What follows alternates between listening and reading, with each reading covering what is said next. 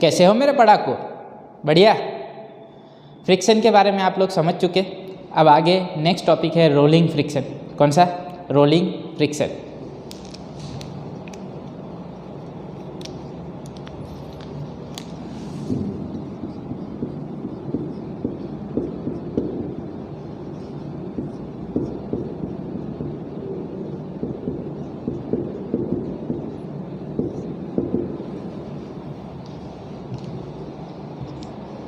चलो ideal case की बात करें।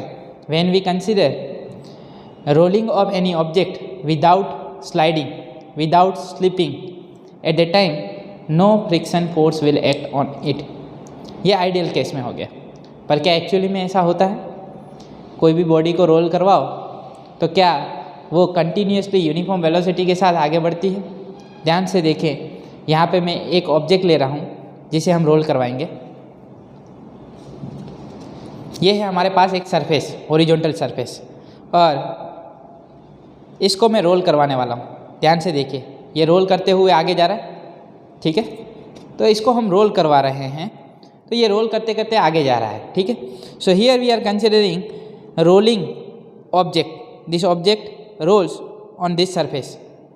पर रोल करना और रोल करने के साथ अगर ये स्लिप करता हुआ आगे बढ़े, स्लिप करता हुआ आगे बढ़े, वो नहीं कंसिडर करते हैं हम। यहाँ पे सिर्फ रोलिंग कंसिडर कर रहे हैं, रोलिंग, ठीक है। If we consider rolling, slip नहीं कंसिडर कर रहे हैं। अगर स्लिप नहीं हो रहा है तो फ्रिक्शन फोर्स नहीं लग रहा है, ऐसा मानना है। ये सीधा का सीधा रोल करते करते आगे चला जाएगा। ये सुन, आगे कहाँ तक जाएगा? क्या इन्फाइनाइट तक आगे जाएगा?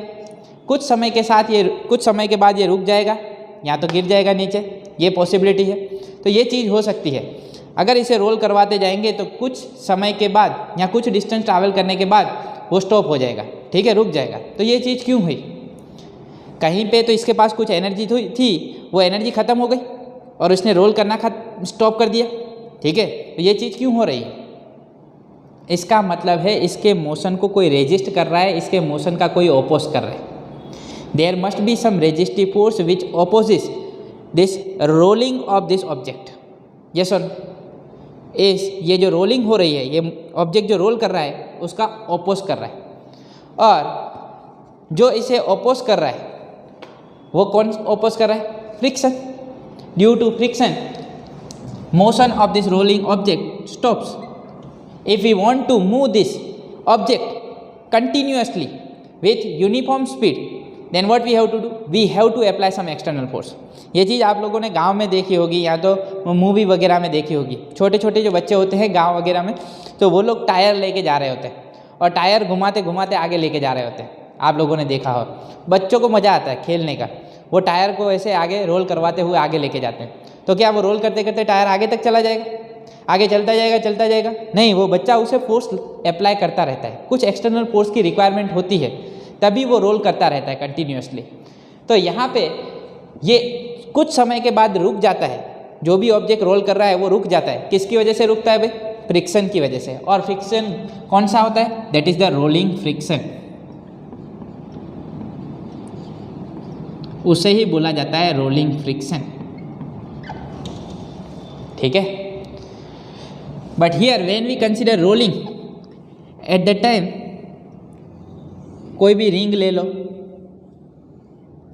मान लो यहाँ पे हमारे पास कोई रिंग है, ठीक है, वो रोल करते हुए आगे बढ़ रही है। तो एक मोमेंट पे यहाँ पे देखा जाए तो इसका एक पार्टिकल सरफेस के कांटेक्ट में, बहुत सारे पार्टिकल हैं इस रिंग पे, ठीक है। तो जब ऑब्जेक्ट रोल कर रहा होता है, मान लो यही रिंग ले लेते हैं हम, इसको रोल करवाएं, ठीक है, तो पर्टिकुलर एक ही पार्टिकल एक समय पे सरफेस के साथ कांटेक्ट में होगा। ये सुन, and that particle appears to be stationary with respect to this surface. मतलब relative to this surface this particle is at rest, ऐसा लग रहा है, और बाकी के पार्टिकल मोशन में हैं। तो ये पार्टिकल कैसा अपेयर होता है? रेस्ट पे, ठीक। अब यहाँ पे जो रोलिंग फ्रिक्शन लग रहा है, दैट रोलिंग फ्रिक्शन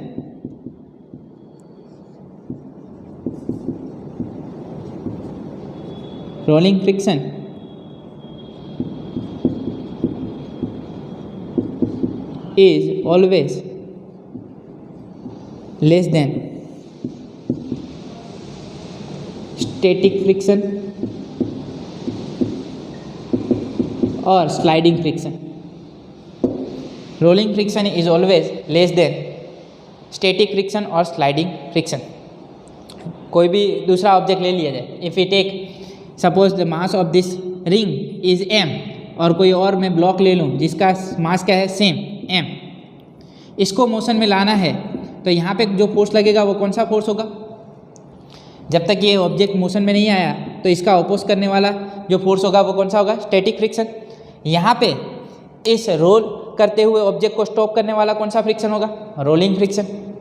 तो ये rolling friction, this rolling friction is less than static friction. Rolling friction is always less than static friction. नहीं मान रहे हो तो एक एग्जांपल देता हूँ।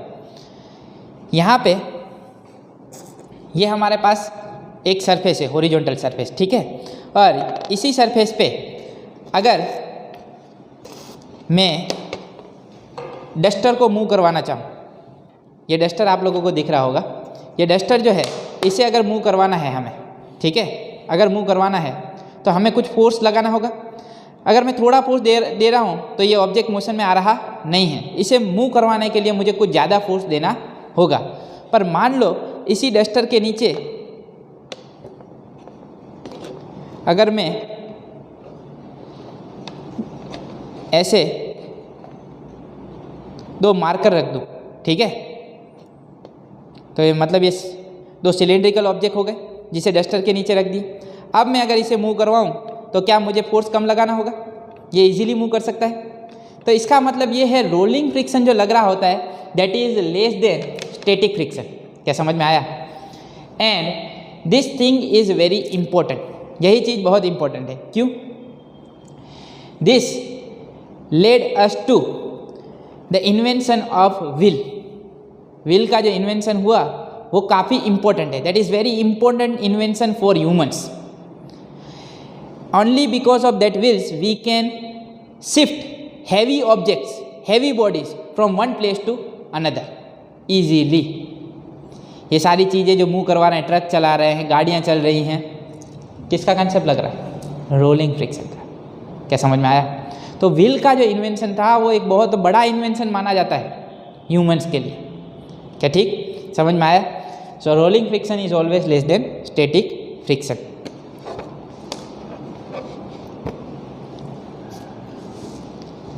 आगे बढ़े। समटाइम्स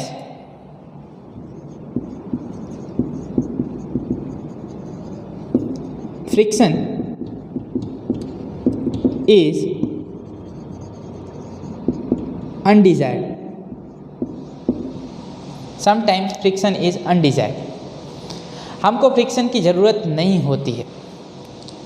कई बार हमें लगता है क्यों लगता है ये फ्रिक्शन, क्यों अपोज करता है मोशन को चलने क्यों नहीं देता है, ठीक है। हाँ, तो कभी कभी ये हमें रिक्वायर्ड नहीं होता है, then also friction is acting. वो तो हम उसे रिमूव कैसे करें? फ्रिक्शन लग रहा है वो तो लग रहा है, ठीक है। सरफेस, कॉन्टेक्ट सरफेस पे डिपेंड करता है। In machines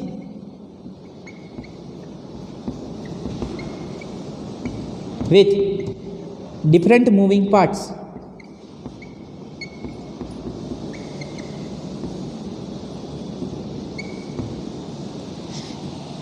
in machines with different moving parts, if we consider machines with different moving parts, then what will happen? Some power dissipates in the form of heat due to friction, due to kinetic friction।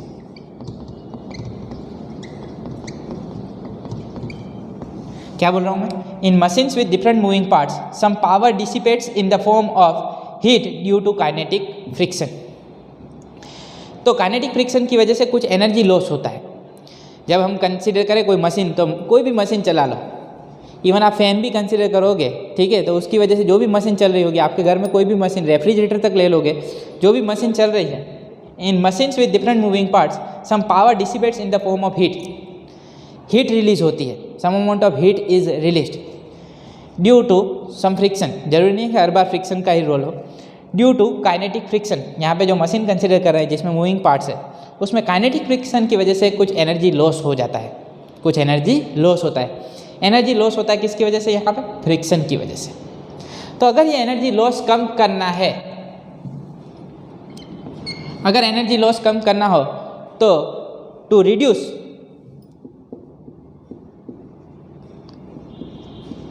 Friction what can we do, अगर friction कम करना हो तो क्या किया जाए?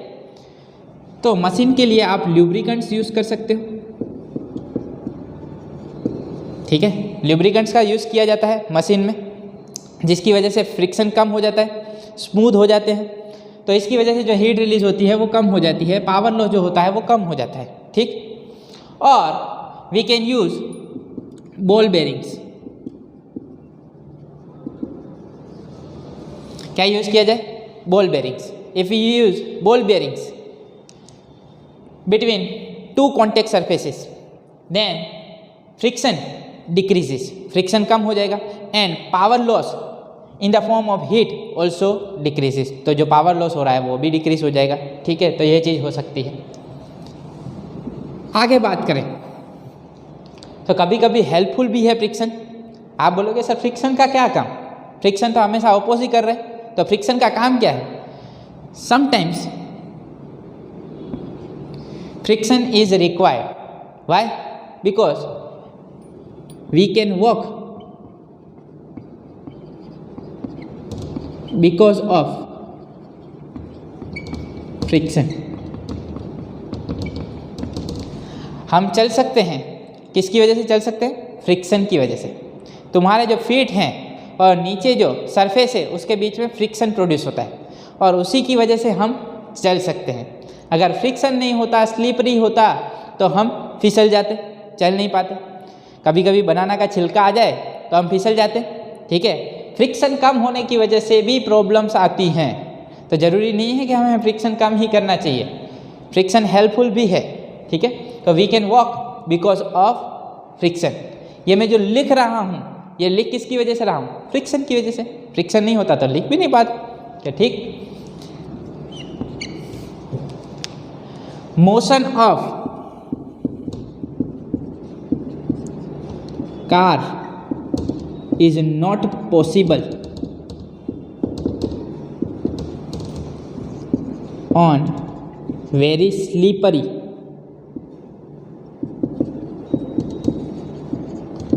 Roads.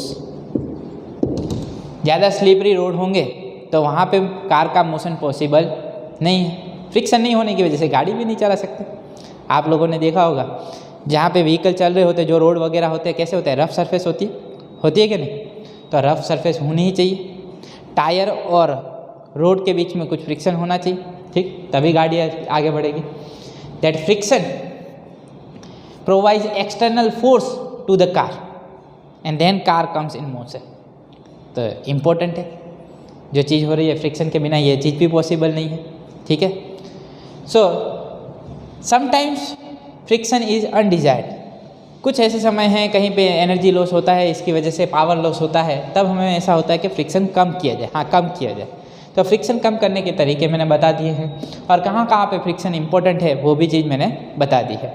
तो ये हो गई बात रोलिंग फ्रिक्शन की। किसकी बात हो गई? Rolling friction. अब आगे बढ़े तो नेक्स्ट है centripetal force. Next topic that is centripetal force. नया फोर्स सेंट्रीपिटल एक्सेलरेशन तो सर सुना था, आप नया फोर्स भी लेके आए सेंट्रीपिटल फोर्स। तो हाँ भाई, चैप्टर नंबर 4 में आप लोगों ने सर्कुलर मोशन के बारे में पढ़ा था कि नहीं पढ़ा था? सर्कुलर मोशन के बारे में। When we consider any object moving with uniform speed on circular path of radius r, then acceleration is always towards the center and that acceleration is called centripetal acceleration. क्या था centripetal acceleration का formula? v²/r। When we consider object moving with uniform speed, तो कोई भी point पे जाके consider करोगे तो एक्सेलेरेशन की डायरेक्शन कहाँ पे मिलेगी? Towards the centre. Therefore this acceleration is called centripetal acceleration. और सेंट्रीपिटल एक्सेलेरेशन का फॉर्मूला क्या था? v²/r। अब एक्सेलरेशन है तो फोर्स भी होना चाहिए, ठीक है। एक्सेलरेशन किसकी वजह से होता है? फोर्स की वजह से। So this acceleration is provided by some force Fc। कोई फोर्स जो है वो इसे प्रोवाइड करता है, उसे मैं नाम दे देता हूँ Fc। And what is the formula of force? Force F is equal to ma, mass into acceleration. तो एक्सेलरेशन है तो इस बॉडी का मास m कंसिडर कर लें तो क्या बन जाएगा? mac। Fc is nothing but mac, mass into acceleration. तो Fc का फॉर्मूला क्या बनेगा? mv²/r। Fc is equal to mv²/r। AC is called centripetal acceleration, Fc is called centripetal force. Fc को क्या बोला जाता है? Centripetal force. And what is the direction of centripetal force? Direction of centripetal force is in the direction of centripetal acceleration. जो acceleration की direction होती है वही सेंट्रीपिटल फोर्स की डायरेक्शन होती है। So Fc is always towards the centre. कहाँ पे होता है? Always towards the centre. चलो एग्जाम्पल लें तो क्या बनेगा? When we consider motion of a stone in a circular path which is tied with one string. यहाँ से मान लो एक रस्सी के एंड पे मैंने स्टोन बांध दिया और उसे गोल घुमाऊँ। ये मान लो एक स्टोन है जो गोल घूम रहा है और यहाँ पे क्या लगाई हुई है? रस्सी, ठीक है। ठीक है, ये पूरा गोल घूमेगा। जैसे ही ये गोल घूमेगा तो यहाँ पे टूवर्ड्स द सेंटर एक फोर्स लगेगा। कौन सा फोर्स लगेगा? Towards the centre, and that is centripetal force. उसकी वजह से ये गोल गोल गोल घूमेगा विथ यूनिफॉर्म स्पीड। चलो, तो वो सेंट्रीपिटल फोर्स जो लग रहा है, actually centripetal force is provided by some external force. Centripetal force is provided by some external force. तो मान लो यहाँ पे मैंने स्ट्रिंग ली हुई है, ये स्ट्रिंग की वजह से ये स्टोन गोल गोल घूम रहा है, सर्कुलर मोशन में घूम रहा है with uniform speed. Uniform speed से घूम रहा है तो इसके ऊपर जो सेंट्रीपिटल फोर्स लग रहा है वो किसकी वजह से लग रहा है? That is acting because of external force provided by string. और स्ट्रिंग में जो फोर्स लगता है वो कौन सा फोर्स होता है? टेंशन। कौन सा फोर्स होता है? Tension. Due to tension produced in a string, the stone rotates in a circular path with uniform speed। क्या ठीक समझ में आया? एकदम। If we consider motion of planets around the sun, तो प्लेनेट घूम रहे हैं सन के अराउंड। कौन सी रस्सी बांधी हुई है? कोई रस्सी बांधी हुई है कि सन के साथ ये घूमते रहें? नहीं। If we consider motion of planets to be circular, then which type of force will act? Centripetal force, and that centripetal force is provided by gravitational force of sun on the planets। Sun gravitational force लगाता है planet के ऊपर, वो gravitational force की वजह से गोल गोल घूमते हैं। क्या समझ में आया? और एग्जांपल कंसीडर करूं, if you consider motion of any vehicle on the circular path. Circular path पे किसी व्हीकल का मोशन कंसीडर करें, देन मान लो यहाँ पे हमारे पास कोई कर्व्ड रोड है, ठीक है, और यहाँ पे हमारी गाड़ी है, जो गाड़ी जो है ऐसे ही जा रही है, ठीक है, on this circular path of radius r। ठीक, then centripetal force that is always towards the centre, वो तो यहीं पे होगा Fc। And as I told you, centripetal force is provided by some external force, कोई दूसरा फोर्स होता है वहाँ पे। ये Fc जो लग रहा होता है वो कोई और लगा रहा होता है। Always some external force is required for centripetal force. तो यहाँ पे कौन सा एक्सटर्नल फोर्स लग रहा है? फ्रिक्शन। कौन लगा रहा होता है? Friction. This Fc is equal to friction.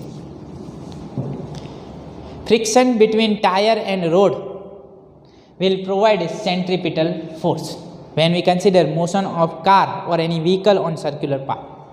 क्या ठीक? तो ये चीज़ें हो गई सेंट्रीपिटल फोर्स की। लिखना है जल्दी से लिख लो।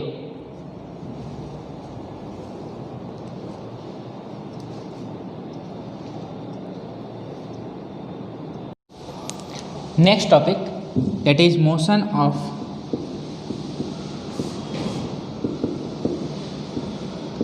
Car on a level road.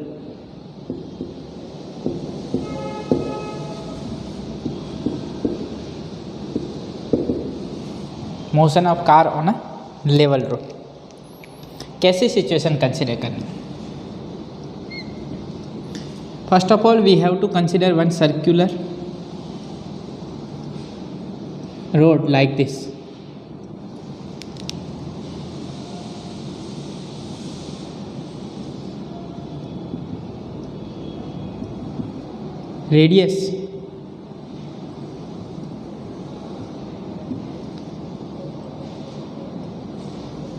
radius of this circular road that I am taking capital R, क्या ले लेते हैं? Capital R, and here is the car.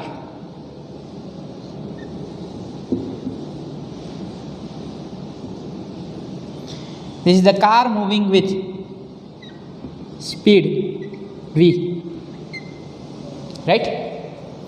ये कार कितनी स्पीड से जा रही है? स्पीड v से। Then to move this car with uniform speed on this circular road, some centripetal force is required. That centripetal force will be in this direction. Fc will be towards the center of circular path, right? तो यहाँ पे रहेगा Fc, centripetal force. Here this is the road and this is the car.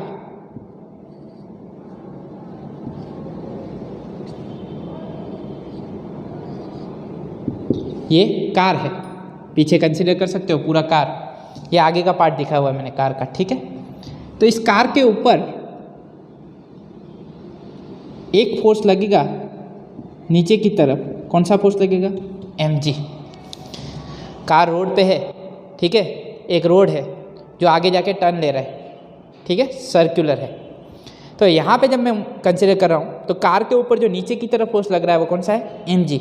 ऊपर की तरफ लगेगा वो कौन सा फोर्स होगा? Component of force perpendicular to the surface.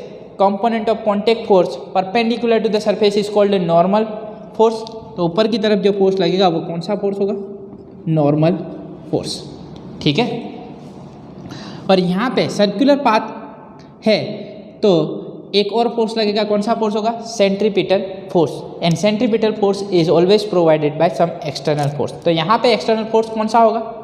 That is the force of friction, because component of force ये car है तो इसके ऊपर एक ऊपर लग रहा है नॉर्मल, नीचे लग रहा है mg, और इस तरफ जो फोर्स लग रहा है, ठीक है? तो इस तरफ जो फोर्स लग रहा है वो है friction force, because the component of force parallel to the surface is called friction. तो ये हो गया फ्रिक्शन फोर्स। कौन सा फोर्स हो गया? Friction. So we can write here 3 forces are acting on the car. कितने फोर्स लग रहे हैं? 3। पहला कौन सा है? वेट ऑफ द कार, मतलब ग्रेविटेशनल फोर्स कितना है? mg। उसका वेट कितना है? mg, mass into gravitational acceleration. Second that is normal force, that is n। और तीसरा फोर्स कौन सा लग रहा है? Friction, that is f। तो सेंट्रीपिटल फोर्स कुछ नहीं होता। सेंट्रीपिटल फोर्स, सर्कुलर मोशन में एक फोर्स लगता है उसे हम बोलते हैं centripetal force, and that is provided by some external force. तो यहाँ पे कोई दोहरी बोरी तो हमने बांधी नहीं है, तो कोई एक्सटर्नल फोर्स लग रहा है, and that force is parallel to the surface, therefore component of contact force parallel to the surface is called friction force. तो ये हो गया फ्रिक्शन फोर्स, ठीक है? तो कुछ फ्रिक्शन लगेगा F। चलो बढ़िया सर, समझ में आ रहा है। ठीक, now here this car is moving with speed v। अब इसे आगे जाके ऐसे टर्न लेना है, ठीक है, ऐसे टर्न लेना है, सीधा नहीं जाना है, टर्न लेना है। सीधा जाएगी तो आगे जाके टकरा जाएगी, ठीक है, ये पॉसिबिलिटी है। Here friction which provides centripetal force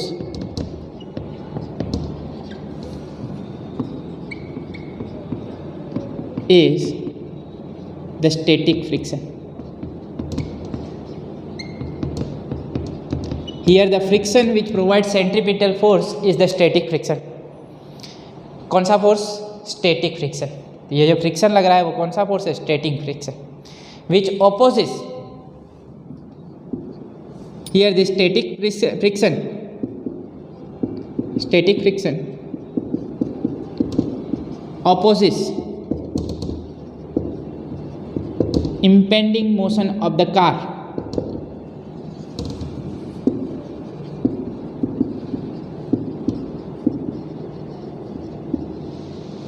moving away from the circle.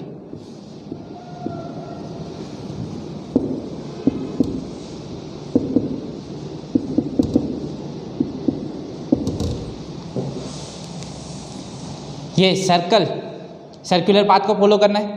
अगर ये फ्रिक्शन नहीं लगता टायर और रोड के बीच में, ये फोर्स नहीं लगता तो ये सर्कल से अवे चला जाता और एक्सीडेंट होने के चांसेस रहते, टकरा जाता कहीं पे। So static friction opposite the impending motion of the car moving away from the circle. तो यहाँ पे जो सेंट्रीपिटल फोर्स है वो किसकी वजह से है? स्टैटिक फ्रिक्शन की वजह से। क्या ठीक? Therefore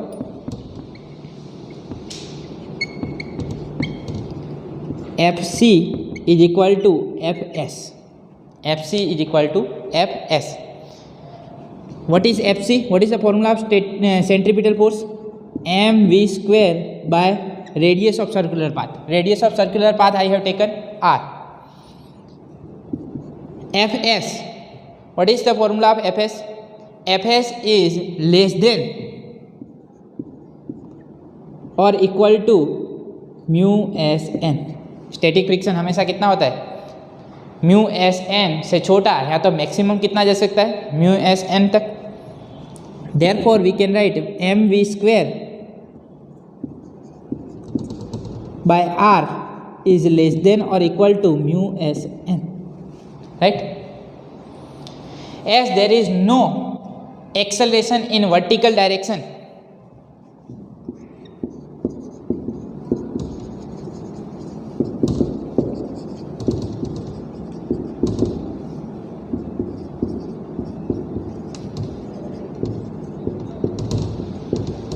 as there is no vertical acceleration, we can write n is equal to mg. ऊपर जितना लग रहा है उतना ही नीचे लग रहा है। as there is no vertical acceleration, n is equal to mg. therefore we can write therefore mv square by r is less than or equal to mu s mg. This m will get cancelled and we can write v square by r is less than or equal to mu S G, right? क्या ठीक समझ में आ रहा है? चलो यहाँ पे लिखता हूँ, ध्यान देना। Therefore this V square by R G must be less than or equal to mu S. V square by R G must be less than or equal to mu S. चलो, हमारा इंटरेस्ट है speed. जब 10 ले रहे होते हैं, जब हमारे कार हो, बाइक हो, कभी जब भी व्हीकल को टर्न करना हो तो टर्न करवाने के लिए स्पीड कितनी होनी चाहिए? अगर हम ज़्यादा स्पीड में टर्न लेंगे तो क्या हमारी कार जो है वो टर्न ले पाएगी और it will be thrown away from the circular path. यहाँ पे टकराने के चांसेस हो जाएंगे। कुछ मैक्सिमम स्पीड से ही ये टर्न लिया जा सकता है, उससे ज़्यादा स्पीड अगर बढ़ा दी तो क्या होगा? यहाँ पे ये कार कहीं पे टकरा जाएगी और it will be thrown away from the road, right? So here we can write V square should be less than or equal to mu S R G. If I want v, then v should be less than or equal to under root mu s r g, right? If I want maximum speed, then v max, maximum से maximum क्या जा सकते हैं, equal to, v should be less than or equal to, maximum कितना जा सकता है, equal to, so v max should be equal to mu s r g. So maximum speed of the car on a level road should be this while taking turn. V max is equal to mu s r g, under root mu s r g. Now you can see in this formula there isn't any mass. So here maximum speed of car on a level road while taking turn does not depend on mass of the vehicle. मतलब truck को turn करवाओ, car को turn करवाओ, कोई मतलब नहीं है उसमें, उसकी भी स्पीड वही रहेगी, कार के लिए भी वही रहेगी, ट्रक के लिए भी वही रहेगी, ठीक है. तो ये मास पे डिपेंड नहीं करती मैक्सिमम स्पीड, कहीं पे भी मास का टर्म नहीं है. So v max is equal to under root mu S R g. तो गवर्नमेंट जो है एक स्पीड फिक्स कर देती है. जब तुम्हें रोड पे जा रहे होगे तो स्पीड लिमिट लिखी हुई होती है, जब टर्न आ रहा होता है तभी भी लिखी हुई होती है कि मैक्सिमम इतनी स्पीड में आप टर्न लीजिए, अदरवाइज एक्सीडेंट होने का चांस रहेगा, otherwise your vehicle will be thrown away from the road. So V max is equal to under root mu s r g. What is mu s? That is the coefficient of static friction. R, that is the radius of circular path. G, that is gravitational acceleration. तो maximum speed कितनी हो सकती है, इतनी, under root mu S R g. हाँ, इससे कम speed में टर्न ले रहे हो, नो प्रॉब्लम. मैक्सिमम इतनी स्पीड में ले रहे हो, नो प्रॉब्लम. पर अगर इससे ज़्यादा स्पीड बढ़ा दी तो क्या होगा, आप जानते हो, ठीक है. बहुत ही मज़ेदार है फिजिक्स, है कि नहीं. रोड पे जाना है तो क्या क्या चीज़ हो रही है, कौन से फोर्स लग रहे हैं, कितनी स्पीड में जा सकते हैं. अब तो आप लोगों को बता रहा है, टर्न लेना होगा तो भी ध्यान रखें, इतनी स्पीड से टर्न ले सकते हैं. अब मान लो कि कोई लेवल रोड पे इतनी स्पीड है, वी मैक्स की स्पीड आप कुछ भी मान लो कि ये 30 किलोमीटर पर आवर है, कि 30 किलोमीटर पर आवर की मैक्सिमम स्पीड से आप टर्न ले सकते हो. पर कभी कभी हाईवे वगैरह रहते हैं और हाईवे पे व्हीकल की स्पीड बहुत ज़्यादा होती है, तो 30 किलोमीटर पर आवर तो बहुत छोटी स्पीड हो गई. तो जब टर्न आएगा तब ड्राइवर को या तो स्पीड कम करनी होगी या तो एक्सीडेंट होने का चांस रहेगा, ठीक है. तो अगर उसे ज़्यादा स्पीड में टर्न लेना है और एक्सीडेंट भी ना हो तो क्या होना चाहिए, तो वहाँ पे क्या होना चाहिए, बेंड रोड होना चाहिए, इंक्लाइंड रोड होना चाहिए. जहाँ पे टर्न लेना हो वहाँ पे कैसा रोड होना चाहिए, इंक्लाइंड रोड. तो जब वहाँ पे इंक्लाइंड रोड होगा तो ये स्पीड की वैल्यू बढ़ जाएगी. तो आप लोगों ने ज़्यादातर देखा होगा कि जहाँ पे भी टर्न आता है तो गवर्नमेंट ने ज़्यादातर हाईवे वगैरह जो होते हैं वहाँ पे इंक्लाइंड सरफेस होता है, थोड़ा स्लोप वगैरह रहता है, वहाँ पे आप लोग टर्न लेते हो. तो यही स्पीड कुछ ज़्यादा बढ़ जाती है. जहाँ पे 30 किलोमीटर पर आवर है वहाँ पे ही आप 60 या 80 किलोमीटर पर आवर की स्पीड से आप टर्न ले सकते हो. और उसके बारे में भी हम पढ़ेंगे, पर पहले लेवल रोड के बारे में आप लोगों को समझ लेना चाहिए. समझ लिया, अच्छे से लिखना है, जल्दी से लिख लो.